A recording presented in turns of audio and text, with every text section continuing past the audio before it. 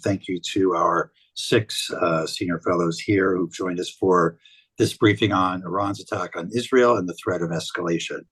I'm going to briefly introduce them and then ask each of them to speak for 2 to 3 minutes, just laying out their perspective, and then we'll open it up for questions. Stephen Cook is the Eni Enrico Mattei Senior Fellow for Middle East and Africa Studies and author of a forthcoming book, The End of Ambition, America's Past, Present, and Future in the Middle East. Martin Indyk needs no introduction, but is the Lowy Distinguished Fellow in U.S. Middle East Diplomacy. Ray Takei, Hasib Tabaf, Senior Fellow for Middle East. Elliot Abrams, Senior Fellow for Middle Eastern Studies. Max Boot, the Jean J. Kirkpatrick Senior Fellow for National Security Studies. And Linda Robinson, Senior Fellow for Women in Foreign Policy, all here at the Council. 6 people is a lot of people for a panel, but let me just say it just shows the breadth and depth of the expertise we have here on the Middle East, broadly defined, and we're delighted to have these fellows with us today and to make them available to the 500 plus people on this briefing. Let me first turn to Stephen. You want to take 2 or 3 minutes? Thanks very much, Mike. It's a great pleasure to be here with everybody this afternoon. I'll just begin very briefly with just 6 or so points in my response to what has happened in the last few days. First, from my perspective, Iran's attack on Israel over the weekend was not limited or symbolic, as many have suggested.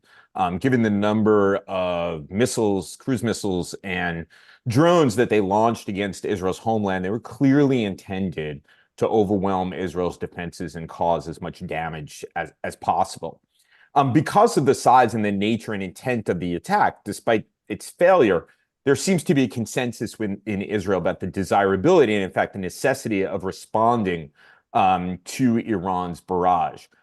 There's a debate, however, over when and how to respond. And I think much depends on how Israel's leaders read President Biden's call with Prime Minister Benjamin Netanyahu. Biden certainly did not give the Israelis a green light, but he also didn't give them a red light. He said he didn't support an Israeli response. One can understand if the Israelis see this as not necessarily opposing, but suggesting that if the Israelis decide to go it alone, they'll have to face the consequences on their own. I think the escalation risk from Iran's attack is quite high.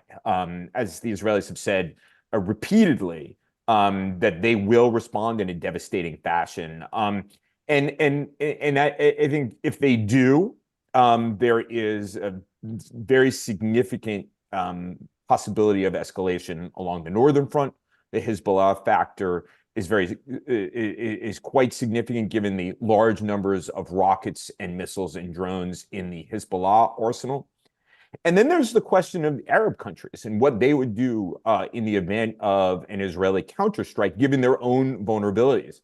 Dubai is wide open to Iranian missile attack, as are some other major cities in the Gulf. Speaking of which, again, there's been some triumphalism, especially on social media, about a new Middle East and Arabs coming to defend Israel. I think many of these statements are exaggerated and overblown.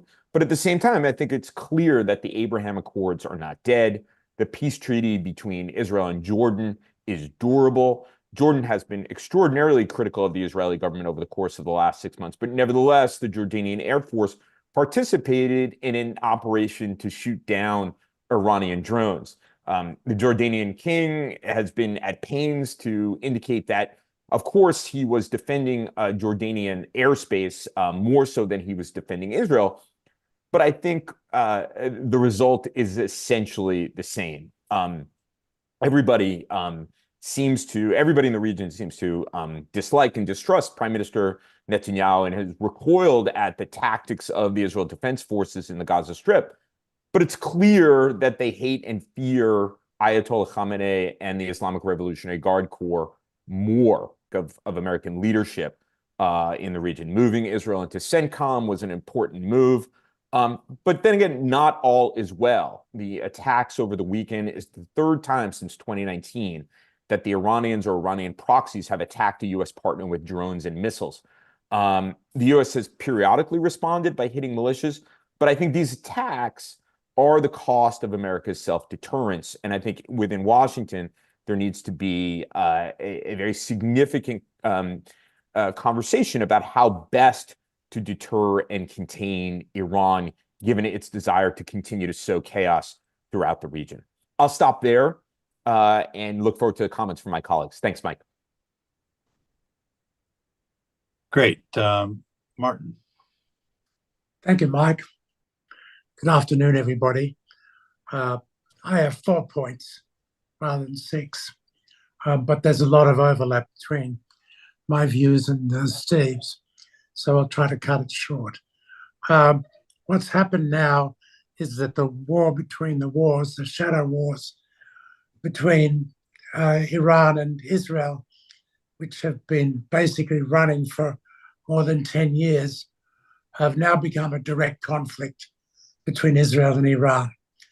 That makes the danger of escalation much higher, especially given Iran's nuclear program, and if it starts to move more deliberately to the nuclear threshold, where it's already very close.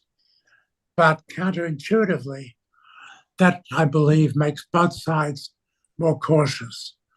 Think about the concept of mutual assured destruction. That's essentially what we're moving to between Israel and Iran. My second point is that Israel, in my view, I agree with Steve, is bound to retaliate. It can't just sit tight after such a large-scale attack. And I agree with him, this was no fake attack. It is especially the strategic attack on the Nevatim airbase with ballistic missiles, which was obviously a very deliberate effort to strike a strategic blow against Israel's offensive capabilities. So I think that that affects Israel's calculations about whether it can just sit back and accept it. There are a number of options that Israel has, given the fact that there were no casualties. Israel is no stranger, although one might doubt it, given recent actions in Gaza. But Israel is no stranger to a calibrated response when there are no casualties on the Israeli side. And especially given the pressure from President Biden about being careful not to escalate this, they have lower range options, a disavowable act, a targeted missile attack on missile and rocket production facilities at night, hitting proxies, as they seem to have done in Lebanon today, all of which stay under the line, which would make it necessary for Iran to retaliate again. My last point is, with all the focus on military retaliation, some greater attention should be paid to non-kinetic options. And there Steve pointed to the potential here that I believe is very important. What happened this weekend was the Sunni Arabs, particularly Jordan and Saudi Arabia, came out of the closet, making clear that the threat from Iran was far greater to them than anything else they might be contemplating in terms of rapprochement with Iran. And what we discovered was that coordination, strategic coordination between the United States, Israel, and these Gulf Arab states is a lot further along than most of us knew, and that it's functioning highly effectively, and that the Arabs who have been attacked by Iran's missiles and rockets before now have a credible defense umbrella that is part of a US-Israeli Sunni strategic cooperation arrangement. And that is, I think, very important, the manifestation of their concern above all about the threat from Iran and the way in which they are operating together with Israel in a way that they don't care if the world now knows about it to protect their basic and vital interests. Now, that provides a basis for developing this US Sunni Israeli alliance. It means that Israel needs to be more sensitive to their concerns. It adds another dimension to the calculation about retaliation, not to create problems for them. But the most important thing is that Joe Biden has been working on trying to produce an Israeli-Saudi peace treaty, which would be the anchor of this strategic alliance, which is possible to achieve in short order.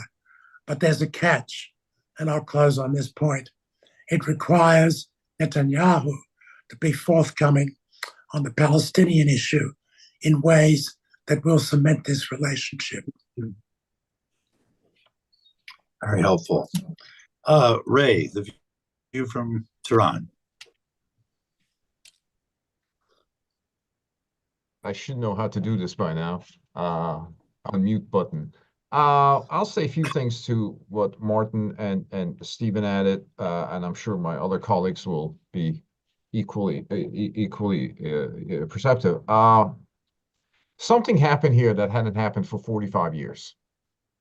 The enmity between United States and Israel goes back to 1979 revolution. Yet, this had never led to a direct conflict between the two states. They were both comfortable to some extent by limiting their competition, their animosities within established parameters. Those parameters were evaporated. And the question is why? Why did the Iranians decide to do this? The proximate cause is the proximate cause, the Israeli killing of General Zahedi and 6 other his assistants. But this shows number of calculations or perhaps miscalculations that the Iranian leadership made. Number one, they had assumed perhaps that Israel was too preoccupied with pacification of Gaza to be able to respond in a measurable way. They certainly assumed that Israel's division with the international community, and particularly divisions in U.S.-Israeli relations that have been obvious over the prosecution of Gaza in its latter stages, would cause some degree of restraint on Israeli part. Those are reasonable things to say. But we also have to understand that there's something else happening in Iran. There's succession. We always talk about succession as succession at the top. There's a succession happening throughout the system. The old elite is being excised from power, and there's a new elite coming. The new elite tends to be more parochial. They tend to be more dogmatic. And as we have seen, they tend to be more daring and more bold. So to some extent, we're seeing the national security establishment in Iran changing. We don't know much about the new elite, where they're coming from. They tend to be drawn from the security services and more conservative religious sectors. This is not to suggest that the old elite was comprehensible to us and we understood them well, but we're certainly in a new place. Finally, this reflects the limitation of Iran's proxy war strategy. For a long time, you could ask yourself that why does Iran need to have even nuclear weapons, given how effective they have been in assembling proxy forces that could inflict damage on their adversaries without reprisal? They certainly did that to the United States. They have done this to Israel. But this reflects the fact that in some ways, the Iranians don't see the proxy war strategy as effective because, as there have been commentaries in their press, it hasn't been effective in terms of stopping Israel in Gaza. The purpose of the proxy war strategy was to inflame Israel's frontier in order to induce the international community to impose restraints on Israel and have a battered Hamas survive. That hasn't happened, and therefore they're switching to more belligerent tactics. I agree with Martin and Stephen that Israelis will retaliate and the Iranians will retaliate back. And the problem with this situation is we're increasingly on an escalatory spiral where there's no obvious way of withdrawing. There's no off-ramps that I can see. So usually you will say maybe UN mediation, but Israelis don't have confidence in UN. It's hard to see who has leverage with the Iranians that can actually impose some restrictions or some limitations on them. I'll end with one thing. Since October 7th, 2 things have happened that surprised us. Hamas acted the way we didn't anticipate, and Iran acted the way we didn't anticipate. It is time to turn our assumptions into questions. Our adversaries certainly seem to behave differently, and we have not caught up to understanding how their calculations have changed, and they're becoming more daring, more bold, and we have to essentially start rethinking about how we had assumed Islamic Republic would conduct its foreign policy, or for that matter, how Hamas conducted its animosity toward Israel. So this is an invitation for new thinking about new adversaries. Thanks. I'll stop there. Elliot. Thank you, Mike. I'm glad to go after Ray and try to follow up a bit on what he was saying. One of the questions, which I think we should be posing, is what did the Iranians think would happen? That is, I agree with Steve, this was no performative action. It was meant to do great damage, and it would certainly have elicited a very strong attack. Did the Iranians who made these decisions not know that? They must have known that. So what did they think would then happen? Did they want to go up that escalation ladder? And if so, why? As Ray said, I think we don't really understand the answers to these questions. For the Israelis, it seems to me that as they think through what to do now, one of the things they will want to do more certainly than a week ago is Rafah, because I think they will believe they need to do that as they thought even before, to restore deterrence, that is, to crush Hamas as a military power. I think that if we're looking ahead a few years, October plus this will change the Israeli view that they understand how to deter enemies. And it makes it more likely that there will be a conflict with Hezbollah, because the Israelis will concentrate now on the capacity of enemies, not their apparent or perceived understanding of the enemy's psychology. And of course, that raises questions about the Iranian nuclear program. I think it should raise a lot of questions for the United States, because there is an embryonic coalition here against Iran. Moving Israel into CENTCOM certainly helped bring that closer. But I think that the questions that the United States needs to ask itself is, what's our Iran policy? We have thought, in a sense like the Israelis, that perhaps we could bring them into responsible behavior. We cannot. Or we thought that we had deterred them. We have not. So I think the Israelis and our Arab friends are wondering now, what will our policy be?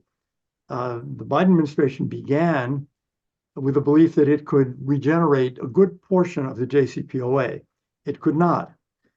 And I would say that for the last 2 years, year and a half, we've not had an Iran policy at all. And we have watched them creep, certainly with respect to uranium enrichment, closer and closer to the ability to create a nuclear weapon. And in the IAEA, we have done nothing. We have not sought Board of Governors resolutions. We have weakened rather than strengthening economic sanctions on Iran. They have a lot more money now than they did 3 years ago. So the key question, I think, for us is, what is our Iran policy today and tomorrow? And I'll stop with that. Okay. Max? Well, I'd say we've been struggling to deal with Iran since 1979. I don't think any U.S. administration since then has had a very successful policy. I would say Biden was dealt a poor hand when Trump pulled out of the JCPOA, which was holding the Iranian nuclear program in check. And obviously, Biden failed to revive the JCPOA. I think that there have been 2 small victories for the U.S. and our allies just in the last few months. I mean, these are not strategic game changers, but I think they are 2 small but significant victories. One is that, of course, immediately after October 7th, the Iranian militias began targeting U.S. bases in Iraq and Syria in a very dangerous and provocative way. And that culminated on January 28th in the death of 3 U.S. soldiers at a small base in Jordan. And at that point, President Biden and his team faced the choice of how to retaliate in a way that would get the Iranians to back off without leading to a wider U.S.-Iran war, And I think they threaded that needle. They mounted a series of airstrikes, signaling to the Iranians that this was a red line for us. And there has not been another Iranian attack on a U.S. base in the region since February 4th, I believe. Now, what happened on Saturday, I think, is another huge win for the U.S. As well as for Israel, because it shows, as several of my colleagues have noted, it shows how effective this de facto CENTCOM alliance has been, moving Israel into CENTCOM and allowing CENTCOM to be the coordinating authority for this new air defense network, incorporating Israel, Jordan, Saudis, Emiratis, et cetera, and that was tremendously effective. Obviously, 99% interception rate, which is, you know, off the charts, and of course the U.S. played a huge role, but so did everybody else. I disagree with my colleagues maybe very slightly about the Iranian intent, although very hard to know, of course, exactly what they're thinking. I would say that their intent was to strike a symbolic blow, but I don't think they necessarily wanted to cause mass Israeli casualties, because they knew that could lead to a devastating larger response. And I think what you've seen from Iran in the last few months, it pretty clearly is they don't want a war with the U.S. or Israel. They prefer to keep hostilities at kind of a low simmer where they're using primarily proxies. They don't want to be involved in a massive war. And so I'm sure that they were surprised that the interception rate was 99%. I'm sure they thought they would hit a few targets, but I don't think they were trying to truly overwhelm Israeli defenses, because if they were trying to do that, then they would be firing the Hezbollah rockets, and Hezbollah has an estimated 150,000 rockets, and if they were firing them from that kind of proximity to Israel, there would be a much better chance of overwhelming Israeli air defenses, whereas this attack came from Iran, and it was telegraphed well in advance. Everybody knew it was coming. The Iranians basically announced, we're about to attack, and everybody knew it was coming, and it gave plenty of warning for this air defense network to get activated, and of course it was much more successful than anybody could have expected. And I think now the issue is with Netanyahu and the war cabinet is, what do they do in response? And I was interested to see there was a poll released by Hebrew University that showed 74% of Israelis say they don't want to retaliate if it's going to hurt Israeli security alliances. I think that's an interesting data point, because I think the fact that this Iranian attack was so unsuccessful relieves a lot of the pressure for a massive Israeli response, which could lead to this tit-for-tat escalation cycle, which could very readily spin out of control. And so I would hope that the war cabinet and Netanyahu would be pretty restrained in whatever they do, because I don't think they're going to achieve any military objectives by striking Iran. It would be another symbolic blow, which would invite more Iranian attacks, could drag the U.S. into this conflict. I don't think that's in anybody's interest. Israel does not want to fight a two-front war. They're still in Gaza. They don't want to be fighting Iran right now. And I think, frankly, at the end of the day, the most effective blow that Israel can strike against Iran is what Martin and others have talked about, which is to deepen the alliance with these Sunni Arab states. And part of that is concluding the war in Gaza, and then, you know, taking down the temperature in the region. And that will create and strengthen this anti-Iran alliance, which will do a lot more to contain the Iranian threat than an Israeli airstrike on some random, you know, Iranian factory or airbase. So I think it's in Israel's interest to be fairly restrained in its response and basically take the victory. Thank you. Linda. Thank you. I know that we want to get to questions, so I will be synoptic. Many of my colleagues have made the same points. My history is 2 decades of covering U.S. operations in the Middle East and a couple intense years in Israel in the West Bank. I think the big trend, and this leverages what Max just said, but Israel has been losing support massively in the U.S., among allies, on the international front, and it recouped a great deal of support with this attack from Iran and the coordinated response. And I think depending on what Israel does next, it could lose a lot of that benefit. My contacts today and yesterday suggest that the full court press to limit the Israeli response appears to be working from a number of contacts in Israel, and that therefore limits the risk of regional war. And that is what very clearly the administration is telegraphing as its primary objective. And I think it's really adapted its approach from the early days after October 7th, the bear hug approach with regard to a very right-wing government in Israel. And it's begun very clear. It defends Israel, it's protecting U.S. forces, and it's against a regional war. And I think this clarity is the basis for good policy going forward. I wanted to reference the coordinated defense effort, and two colleagues have mentioned this. The CENTCOM, this has been the priority of Central Command for quite a few years, to work on the Middle East security architecture, and particularly the air defense aspect. And under General Eric Kurilla and his predecessor, this has really been the military part of the political diplomatic normalization effort, which I testified about 18 months ago on the Hill. And I think continued progress on this front will be difficult if Israel insists on an aggressive retaliation. And my read is that while Iran's direct attack did cross a line, a major line, it looks to me like a one-time response to the US killing of Qasem Soleimani, very equivalent to that. They've been signaling to the Brits, to the Russians, that they will not escalate if Israel does not. And I think final point is that the de-escalation of this crisis is necessary to get back to the urgent business of Gaza. And it's very important, and the US officials are being crystal clear about this as well, the need to limit civilian casualties. And this really requires some very specific changes in their rules of engagement and their targeting practices, including positive identification, which they have not been following. And in addition, a massive ramp up of humanitarian aid and actions to get the hostage release. And I realize it takes two to tango, but this is the real agenda.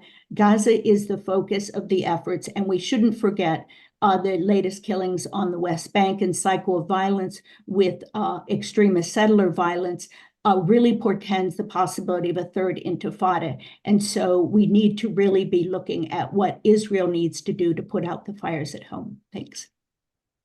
Thank you. Before I open it up to the group, let me just ask one question, building on Ray and Elliot's comments. A policy toward Iran.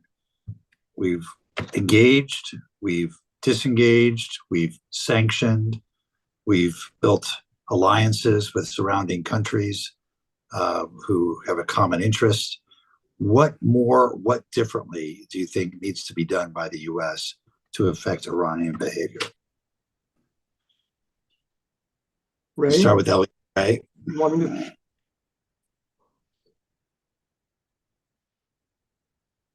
Go ahead, Elliot. Okay. I think the problem has in part been that our policy, has, because we have elections, our policy has changed, and it's, we've had ups and downs and ups and downs. I don't think the question is really what more, or I should say what new. I think there needs to be a lot more economic pressure on Iran. We know what they do with the money that they have. They give large amounts of it in the past to Hamas, large amounts, up to 800-900 million a year to Hezbollah. They support the Shia militias in Iraq. They support the Houthis. They build the capacities that we are beginning to see in terms of drones that they then give Russia for use in Ukraine. So your view, Elliot, would be cut off their oil exports. Cut off the cash to the extent possible. Do not let them have that $10 billion, and try to cut off the money that they're getting from the oil exports. The less they have, the problem with that is we're in a new environment, as Elliot knows, with the Chinese and Russians no longer willing to cooperate in the way that they did before. So economic pressure is a lot harder to pull off today than it's been in the past. Not that it was successful in the past. it raises the question of whether China, which unlike Russia is importing oil from Iran and does not want to see a doubling or tripling of oil prices, might be willing to counsel Iran to avoid actions that will have that effect. Right? Cut off Iranian oil exports, whatever the impact is on the global economy. What else would you suggest? Well, I would say one thing that over the years, I'm not disagreeing with this proposition, but I think we have exaggerated the coercive impact of economic penalties on Iran's strategic decision making. Now, if the economic situation becomes as dire as suggested, with some sort of a coordinated international plan to sequester Iranian oil, then I think that may be more important. For the immediate crisis, because upon Israeli attack, however it is, the Iranians will have a sort of a compulsive desire to respond. I think if the Iranians perceive that the escalation ladder will include the United States at some point, then that may serve as a deterrent for them in terms of escalating. And there are some episodes in history that indicates that they don't want to get entangled with the United States. And they can only justify stepping down if there is an American angle involved, because they still have respect for latent American power, irrespective of the incumbent administration. So the proximity between the United States and Israel is going to be important in terms of managing this crisis from being escalated, because at this point, both sides are on the tiger's back and neither of them are sure how to dismount. And only by perception of Israelis being closer to the United States and co-joining them, even in the possibility of retaliation, that may actually cause them to clamp down. But that is a very speculative judgment. Okay, let's open it up to questions. As a reminder, to ask a question, please click on the raise hand icon on your Zoom window. When you're called on, please accept the unmute now prompt, then proceed with your name and affiliation, followed by your question. Our first question comes from Stephen Coltai. Hi there, I'm Stephen Coltai from the Center for International Studies at MIT. I wonder, Dr. Takei, if you could talk more about domestic Iranian politics. I was especially interested in your comment that the new elite is more parochial. I had thought that we were actually moving to a more liberal government, particularly because of some of the women's protests that were happening. So I'm curious to hear you talk more about that. Thank you. Sure. I think you're correct about the society that is moving in a more liberal direction, a more secular direction. One of the things about the Islamic Republic is constantly publishing statistics that undermines its own claim to legitimacy. And the Minister of Interior recently published statistics saying 77% of the Iranians want separation of church and state, so the separation of religion from politics. So your judgment about the Iranian society's secular and liberal intent is correct. What is happening within the governing elite, that is where you're beginning to see very massive purges taking place, and a new elite is coming. And we just, at least I don't, know as much about this new elite as we need to. They're coming from sort of religious circles. They're mostly coming from within the security services, within the Revolutionary Guards, and they have gone through that indoctrination.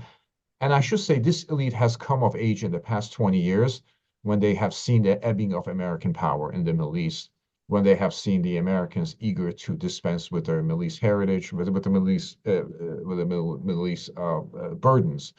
So they're coming to positions of power with the impression of a declining American power. And all these crises have kind of fit into that as well. So you're correct. The state and society are moving in very different directions. And that's not necessarily to the advantage of the Iranian regime at home. Question. Our next question comes from Farnaz Fasihi. Hello, everyone. Thank you for the excellent panel. I'm Farnaz from the New York Times. I wanted to ask Ray what he thought led to this really brazen decision by Iranian leaders to take this step after 45 years, given all the strains that they're under economically, the tensions domestically, a population that rose up last year demanding for the toppling of the regime. So they've got all these problems percolating, and yet they decide to really put themselves in a position that could lead to war. What do you think that calculus is? And given that Khamenei has the last word and ordered the attack, how much do you think that the younger guard really have any influence on this decision making? And from the rest of the panelists, if you can address whether what the U.S. can do to really stop this from escalating if Israel attacks, as it seems intended to attack, and Iran attacks back. if the US doesn't want to get engaged, and if the Biden administration really doesn't want to get into help Israel in its offensive, what can it do to sort of pull things back and diffuse the tensions? Thank you. I'll be very brief. I went through some of these points, and I want to give my colleagues a chance. In terms of why would they do it, given the fact that the domestic situation is as contested as it is, they obviously seem to think they have restored domestic controls. They obviously think that the regime has survived the women's freedom movement and is now essentially in charge. They may be misreading the domestic situation, but they seem to be comfortable with the domestic controls that they exercise.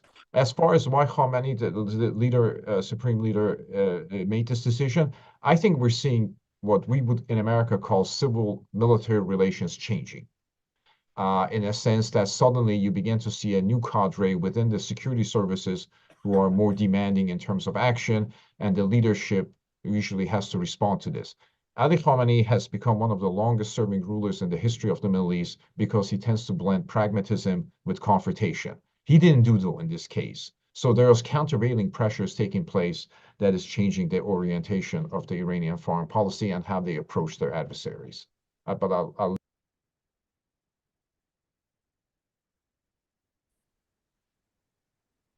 Anybody else care to comment? All right, I'll just answer on what can be done. Look, in the United States, since October 7th, President Biden has been actively involved in containing this conflict and preventing a regional explosion. It's been a real challenge, but he's succeeded even up till today, even in the current circumstances with Iran. And so I think that the same techniques will be necessary, weighing in with everybody to cool it, getting the Israelis in the first instance not to retaliate or retaliate in a way that does not provoke the Iranians, getting others to press the Iranians to pull back. And there's that other dimension which Ray mentioned, which is to make clear that if the Iranians do escalate, the United States will be with Israel, and they will not succeed in splitting the United States from Israel.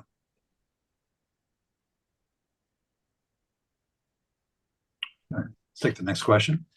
Next, we have Pearl Matib. Thank you so much for doing this. Pearl Matib with Premium Times. I just want to ask the PME, are those not countering each other, that no matter what Israel decides to do in its counterattack, that the United States will still stand with Israel then? I get it that the United States doesn't want to get into this war, but I just wanted to, your thoughts on how does the US weigh that balancing act between not wanting further escalation, standing behind Israel as ironclad, and yet, no matter what Israel decides, it's basically saying, okay, no matter what Israel decides, the U.S. is going to be behind that. I'd appreciate your thoughts on that fine line. Thanks.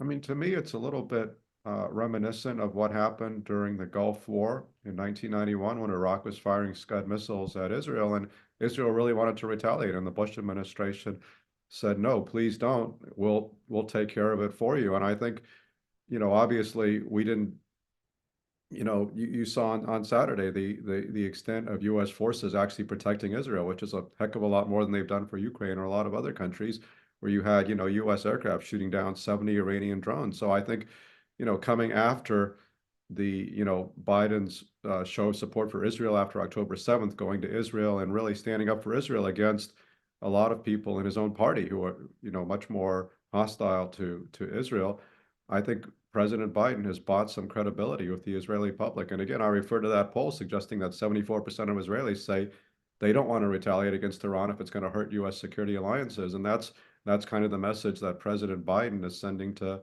Israel. And I think, I think that's the right message. It's to say that we will help secure Israel but we want Israel to behave responsibly. Now, of course, it's always possible that Netanyahu, who is kind of whose behavior often suggests he's more interested in Netanyahu's personal survival than he is about the longer term interests of the state of Israel. It's possible that Netanyahu may disregard that and act contrary to U.S. Pressure, which he's certainly done in the past in Gaza in particular. But I mean, I think, there's always limits to what the U.S. can impose on any other sovereign country, even a close ally. But I think the Biden approach is basically a sound one, and I think that Israel would be, in the present instance, would be better advised to listen to President Biden both in Gaza and in dealing with Iran. Mike, can I just get in on this very quickly? I just want to turn it directly back to Pearl's question. I think she is hit on something that I think is very important in the relationship, and which is that the Israelis may very well be calculating that based on the ironclad commitments that the United States has made, based on the fact that the U.S. Air Force and Navy have been deeply involved in the defense of Israel, that should the Israelis choose to retaliate, and there's certainly consensus within the government and the war cabinet that they should, that President Biden, especially at this moment, will have really no choice but to support Israel. I think that's why he gave himself some wiggle room by saying he didn't necessarily support an Israeli retaliation, but he also didn't specifically rule it out for the Israelis. And of course, under these circumstances, as Max points out, it's very, very difficult for the United States to exert the kind of influence that we all imagine it might have over Israeli decision-making. If I I can do just, think that, sorry, Alan. no, just jump in for 1 sec.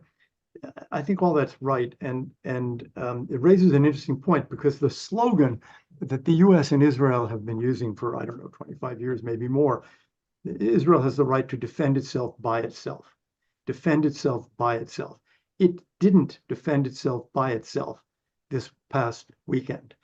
That may be a major change in the Israeli situation in the Middle East and in the U.S.-Israel defense relationship going forward. Could I just jump in briefly? I'd like to refer the questioner to the Pentagon briefing today. And again, I think the military is trying to be explicitly crystal clear.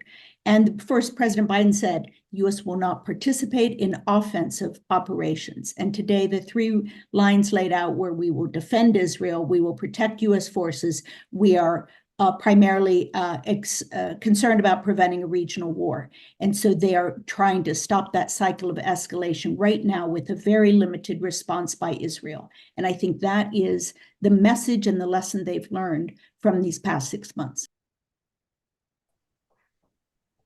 Martin, did you want to get in on this? No, let's go to another question. Thank you. All right.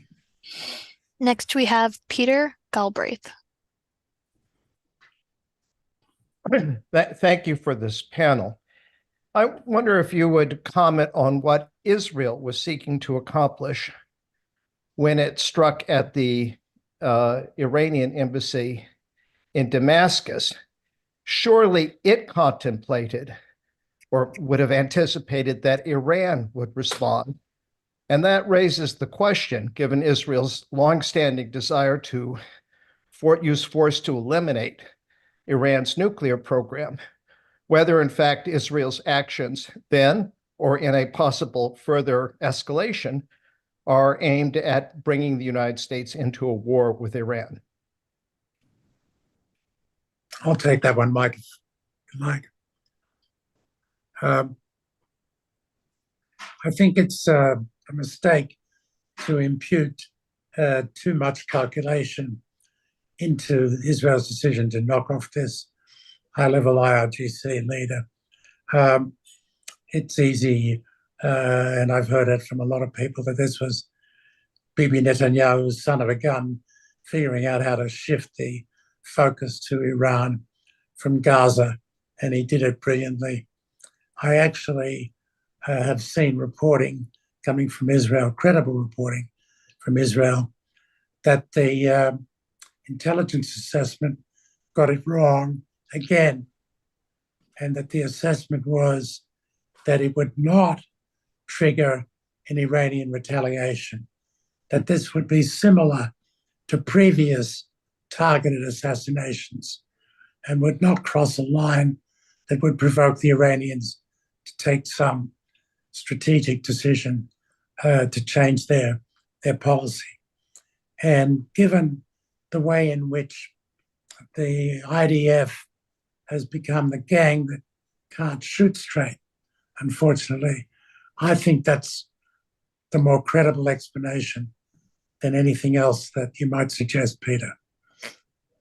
Can I just jump in quickly with two very fast points? One is, I mean, I would assume that what Israel was trying to do was to get Hezbollah to stop attacking northern Israel, which they've been doing pretty steadily since October 7th. I mean, remember, there's tens of thousands of Israelis who have been forced out of their homes. So I think there's a reason why Israel wants to go after IRGC targets. But two, I think to Martin's point, the reporting I've read suggested that the Israelis somehow convinced themselves that this building next to the Iranian embassy was not really a consulate. It was not really, it sounds to me like they didn't really think through the implications of bombing that particular target and did not understand how seriously the Iranians would take it.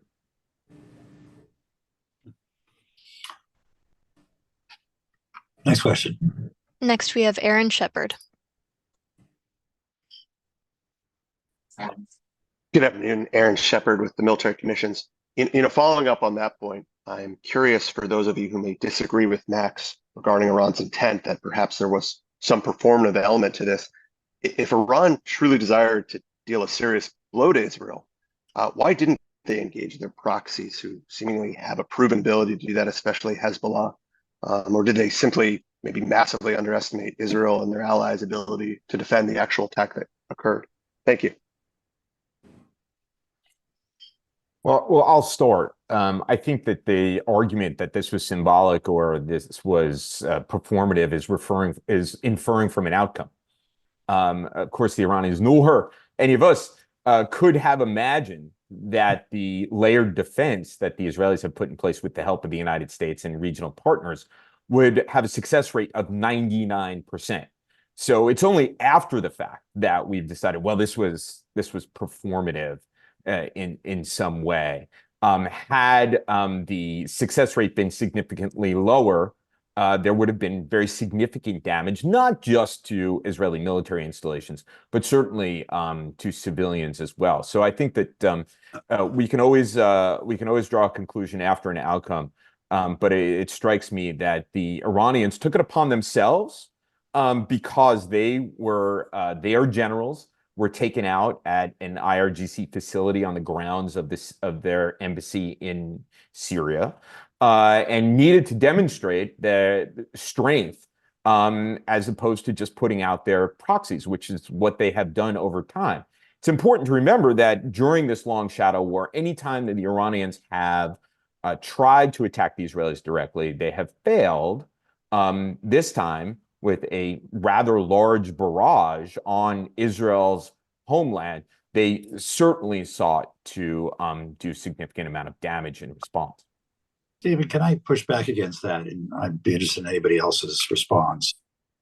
If you were Iran, you wanted to avoid the prospect of escalation that would bring war to your territory, and you wanted to do real damage on Israel, you might have to sacrifice Hezbollah to a certain degree, but it's one step removed, and they have 150,000 missiles. This was 300 projectiles, not 30,000 projectiles, right, which I think Hezbollah could have easily unleashed and really overwhelmed, potentially overwhelmed the defenses. So, and they also didn't they signaled well in advance what they were going to do.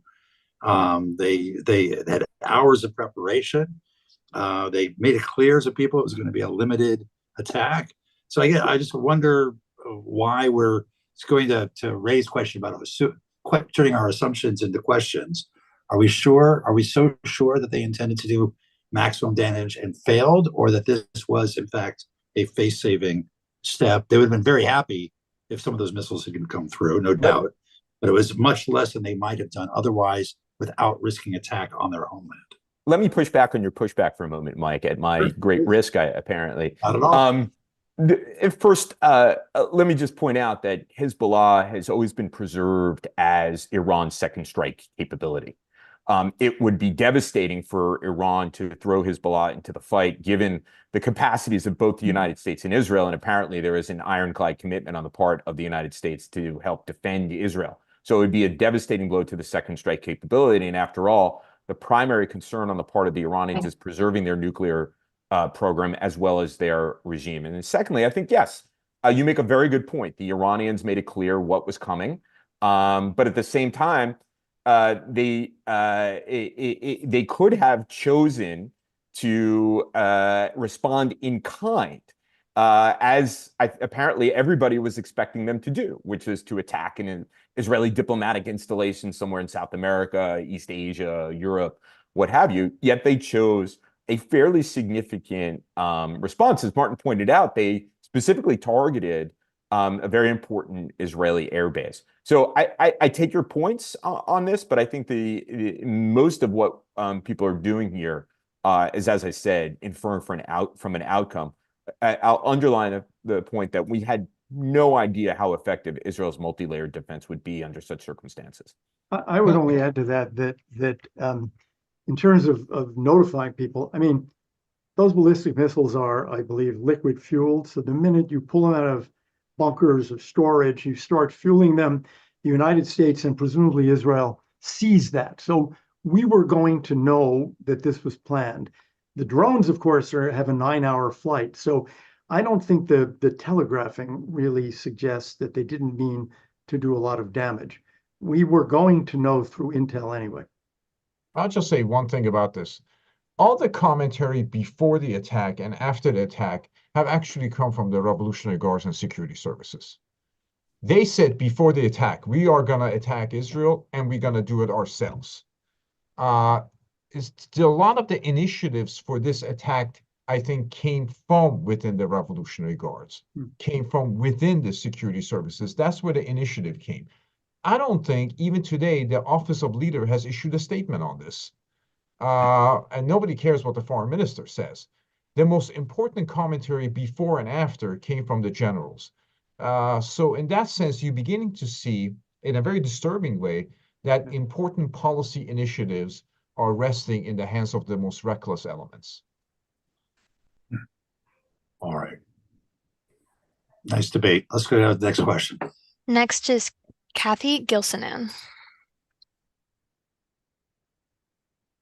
Hi, everybody. Thanks for this. I'm with Politico. I'm curious to hear the panelists' thoughts on the argument about the need to restore deterrence, which seems to me the flip side of Israel risks escalation and spinning into a regional war if it responds kinetically here. The counterpoint is, okay, if they don't respond kinetically, then don't they invite further aggression from Iran? And I'm curious for folks' thoughts on that.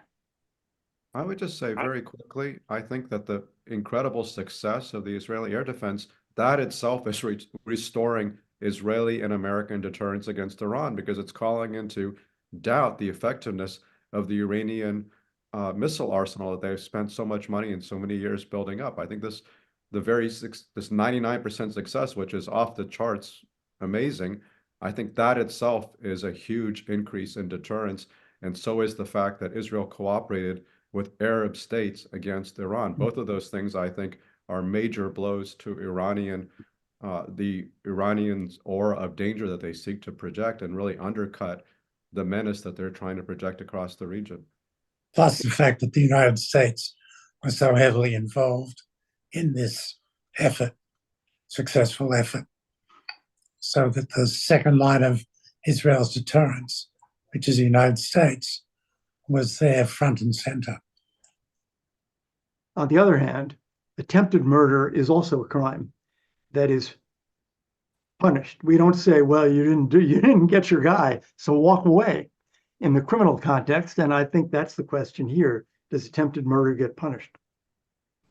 Well, the attempted murder analogy is an interesting one, but I would just point out that historically, the lacks of response, you look at the attacks on Abqaiq and Khurais in Saudi Arabia in 2019, attacks on Abu Dhabi and Dubai, and other attacks have invited further attacks from the Iranians. Those attacks worked. This one was stopped. That's the Well, again, the Iranians have learned that when there are fewer consequences, that they can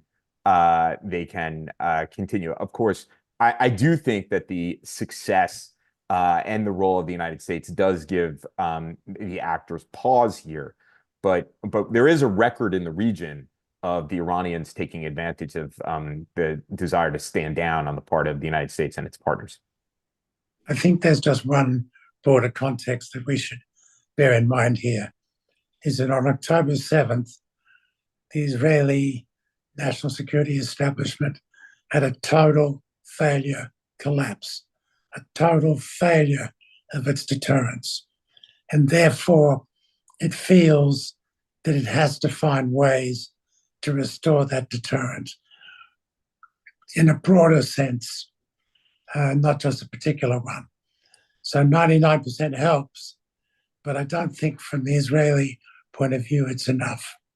Can I just say one thing? The Israeli prosecution of the war with Gaza, which has been aggressive, obviously has not restored the deterrence because of what the Iranians just finished doing. So this line of deterrence that needs to be restored will require a very substantial degree of effort, just seems to me. Yeah. Yeah. And it may be more effectively done through showing the cooperation between Israel, the United States, and the Arab states than by acting alone. That's a new idea for Israel that I think they're just coming to terms with. But it is an alternative way to deter that arguably is more effective. Excellent. Let's, given the hour, everyone's been incredibly patient with their time. Thank you all for joining us, both the participants and, of course, the panelists. And we will continue to provide programming for CFR members, our corporate members, our outreach communities, and the press as this crisis continues to evolve. So thank you all for joining us, and wish you a good and peaceful day.